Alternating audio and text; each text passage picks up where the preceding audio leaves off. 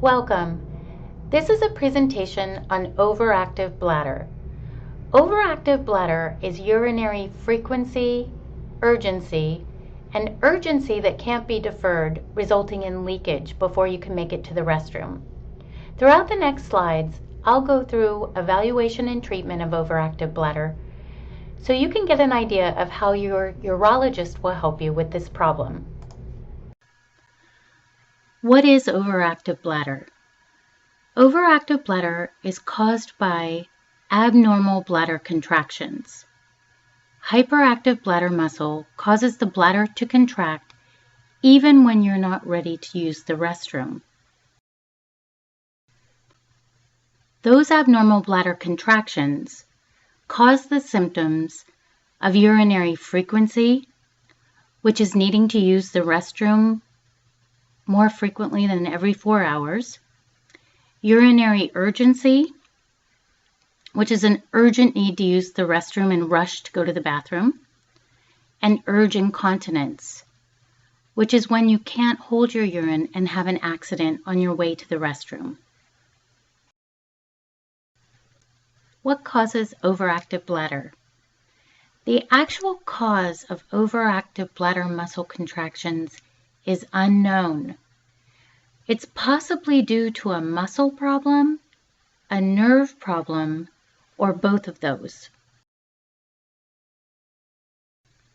There are health conditions that cause the symptoms of overactive bladder, such as hypertension, diabetes, obesity, increased intra-abdominal pressure, constipation, and vaginal dryness after menopause.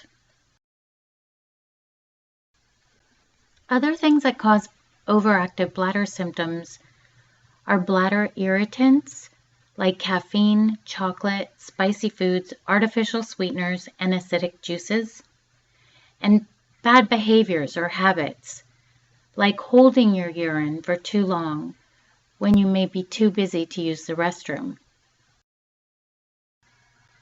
There are various treatments for overactive bladder. Some of them you may have already tried.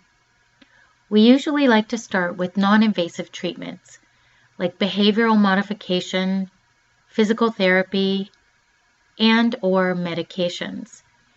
Examples of medications for overactive bladder are ditropan and detrol. Non-invasive treatments don't always help for severe overactive bladder symptoms, especially urgency with urge incontinence. Not too long ago, medications were the only option. More recently, procedures have been developed which help immensely for those symptoms. We have 3 procedures available for overactive bladder. They include sacral neuromodulation, or InterStim, posterior tibial nerve stimulation, and bladder Botox injections. Here's another way to conceptualize treatments for overactive bladder. When we work to help our patients with these symptoms, we start with the most conservative therapies. Examples of those would be avoiding foods and beverages that irritate your bladder and managing constipation. Many times these help fine and patients don't even need to take medications or try procedures. But if those things don't help, we have other things that can, and we like to work in a stepwise fashion from conservative therapies to more advanced therapies. For the rest of this presentation on overactive bladder, I'm going to work my way from the top down, starting with our more conservative treatments like physical therapy and acupuncture, working through medications, and then talking about our advanced therapies like Botox for the bladder, sacral neuromodulation, and posterior tibial nerve stimulation. It's important to note here that there are no cures for overactive bladder symptoms. The goals of our therapy, which are the treatments mentioned previously, are to lessen frequency of bothersome symptoms, lessen the intensity of symptoms, lessen the volume of urine lost, and improve your overall quality of life. Let's start with talking about conservative therapies. These are things you can do at home on your own, like avoid bladder irritants, manage constipation, treat vaginal dryness, and stay well hydrated. A good place to start with conservative measures is dietary treatments for overactive bladder. The first thing to do is avoid bladder irritants. Bladder irritants are foods and beverages that irritate the lining of the bladder and cause urinary frequency, urgency, and even urge incontinence.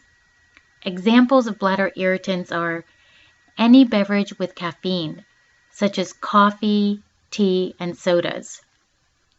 Chocolate also contains caffeine and is known to be a bladder irritant. Alcoholic beverages irritate the bladder. Acidic and spicy foods are known to irritate the bladder as well. This includes juices like orange juice and grapefruit juice. There may be other identifiable bladder irritants that you've noticed on your own that can cause these symptoms. You may want to use a food diary to identify the culprits.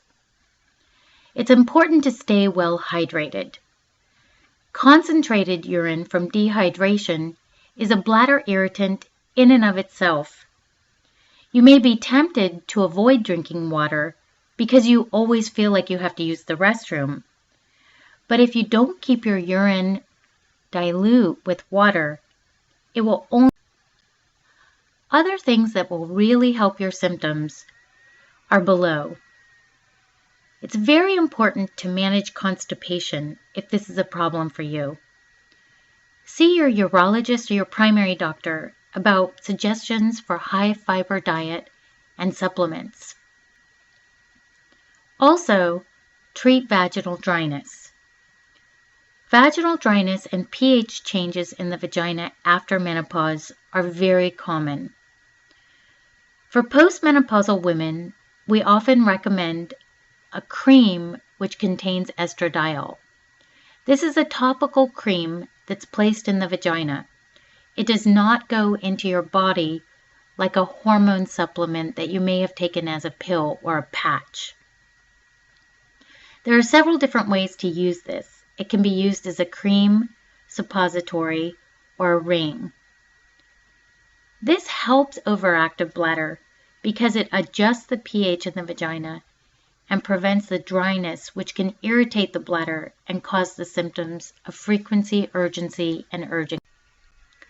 If conservative measures aren't working completely to help your symptoms, you may consider some other treatments, such as physical therapy or even acupuncture. Physical therapy for the bladder works extraordinarily well for overactive bladder symptoms. This is more than just Kegels. This is a one-on-one therapy session to learn exercises with a licensed specialist who knows about pelvic floor physical therapy for your overactive bladder symptoms. It's very effective for the motivated patient, and we have excellent therapists at Kaiser Permanente. Another option is acupuncture for the bladder. This is also done with a licensed professional, and there are excellent specialists in our area. Acupuncture really helps for overactive bladder. It's not a covered service at Kaiser Permanente, but your urologist will be happy to refer you to someone in the area. If the above conservative therapies have not helped the way you want them to, and physical therapy or acupuncture are not working or not options for you, you may consider taking a medication for overactive bladder. The following are medications for overactive bladder. The most common treatment for overactive bladder is medication. It makes sense that a tablet you take once or twice a day would be relatively convenient and a nice place to start after those other conservative measures have failed. For a long time, we only had one medication available, and that was oxybutynin. It's also known as ditropan. It's less expensive because it's a generic, but it's not as convenient because you have to take it 2 to 3 times a day. It also has a higher rate of side effects than some of the newer, more designer drugs. More recently, a number of name brand medications have come to the market. They have a more convenient once daily dosing and fewer side effects. We also have a relatively new patch that can be used for overactive bladder, and you may have seen that this is available over the counter. The Oxytrol patch has the same efficacy as the medications. Some people just like the convenience of using a patch. Medications work pretty well, and they are convenient, but they do have side effects, just like any medication. The most common side effects of these medications for overactive bladder are dry mucous membranes and constipation. The dry mucous membranes result in dry mouth and dry eyes and also dry nose. Patients can minimize this with Biotene, which is a mouthwash for dry mouth, chewing gum, or using sugarless candy. If constipation occurs, you may increase your dietary fiber and water consumption. Less often, patients have complained of blurry vision and also memory loss or confusion in elderly patients at high risk. Some patients also have indigestion or heartburn. You can't take these medicines if you have closed-angle glaucoma, GI motility disorder, or for patients who have already tried medications that don't work. We now have advanced therapies for overactive bladder. These therapies work very well and help many patients with their symptoms. Like medications, they have their pluses and minuses, and there are risks and benefits to each procedure. We'll start with bladder Botox injections. Botox is being used in all aspects of medicine. Botox is injected directly into muscle to relax it. This can help everything from crow's feet around your eyes, to muscle spasms in your legs, to migraine headaches. In urology, we use Botox to relax the muscle of the bladder. This is an office procedure. There's no prep, medications, or recovery needed. During the procedure, a small scope is put into your bladder, and a needle is put through that scope to inject the Botox directly into the muscle that surrounds your bladder. Depending on your dose of Botox, you could get anywhere from 10 to 20 small injections. The effects of the Botox take place in about 4 to 5 days, and you have benefit for about 6 to 9 months. That means that anywhere from 6 to 9 months, you won't need any medications or other treatments for your overactive bladder symptoms. The risks of the procedure are a urinary tract infection from the injections, blood in your urine for 1 to 2 days, and then most importantly, a risk of urinary retention. Because the Botox is relaxing your bladder, there is a risk that your bladder could become so relaxed that you can't urinate at all. In a sense, what's happening is the opposite of your problem. Instead of going too much, you can't urinate at all. This can happen in about 7% of patients after Botox injections. It happens more commonly in patients who have neurologic problems such as multiple sclerosis or spinal cord injury. So for the most part, 93% of patients do just fine and have no problems. But it's important to remember that this could occur. If it does, you'll need to use a small catheter to empty your bladder, and we'll teach you how to do that in urology. This bad effect of the Botox will wear off usually in 4 to 6 weeks. To summarize, the most unwanted side effect of bladder Botox injections is urinary retention.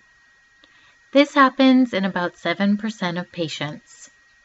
For those patients with neurogenic bladder, such as patients with multiple sclerosis or spinal cord injury, it happens about 25% of the time. Remember, this is a temporary side effect. It's not permanent.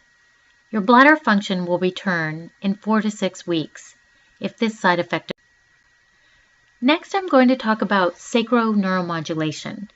It's also known as inner stim and sometimes referred to as the pacemaker of the bladder. Sacral Neuromodulation is a type of pacemaker implant. It's similar to these pacemaker implants, which are used for a multitude of diseases throughout the body. The Sacral Neuromodulation pacemaker implant works by generating electrical impulses to nerves that moderate bladder function. The indications for its use are all aspects of overactive bladder: urinary frequency, urgency, and urge incontinence. It can also be used for non-obstructive urinary retention, which is the inability to empty your bladder. Because interstim placement is a surgical procedure and does require a commitment, you can test it in the office before you decide to have it implanted. The test procedure is called PNE, or percutaneous nerve evaluation. It's done in the office, there's no anesthesia or medications needed, and about 70% of patients see benefit from the test and decide to have the device implanted. If you see good results from the test and decide to go on to implantation, this is the pacemaker-like device that will be implanted in the fleshy part of your upper buttocks. Implant in the operating room is an outpatient procedure. It takes about 1 hour. There's no general anesthesia necessary. The anesthesiologist will give you some medications to help you feel relaxed while you lie on your stomach during the procedure. It will be very similar to the procedure you had in the office. The new lead and pacemaker are implanted. It's important to understand the risks of this procedure. With any surgical procedure, there are risks of bleeding and infection. The risk of bleeding is low with interstim placement. Infection can occur, and for this reason, we give you antibiotics before and during the case, and we also send you home with a week of antibiotics to take. There's also a risk that the device won't work for your symptoms, even though it worked during the testing period. There can be pain at the generator site, and there can also be transient abnormal sensations that occur. For these reasons, your device may need to be removed or revised in the operation. The last procedure in this section of the presentation is posterior tibial nerve. Posterior tibial nerve stimulation is another type of neuromodulation.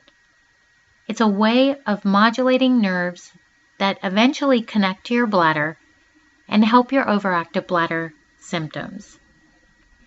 With this procedure, a fine acupuncture-like needle is inserted above the ankle into a nerve. You undergo 30-minute treatment sessions. There's 1 session per week for 10 to 12 weeks. Low voltage electrical stimulation occurs.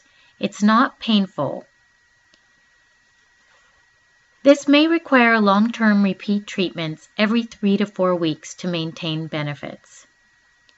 Here at Kaiser Permanente Santa Rosa, we've developed an electrode patch to avoid the needle. We can even show you how to use this at home. A small stimulator will come in the mail, and a nurse in our office will show you how to use this at home. If you use it for 10 to 12 weeks, once a day for 30 minutes, you may see lasting results of your overactive bladder symptoms. Looking over the original algorithm for overactive bladder treatment, there are quite a few options to choose from. Given your preferences and what you may have already tried, there's probably something that can work for you moving forward. Let your urologist know if you have any questions about any of the options discussed here. Overall, there are many urinary incontinence treatments available. Careful evaluation to determine your type of incontinence is necessary. Consideration of risks and benefits of each treatment will guide your decision. Ask your urologist for more information. You can always email us through kp.org or call the urology office at 393-4064.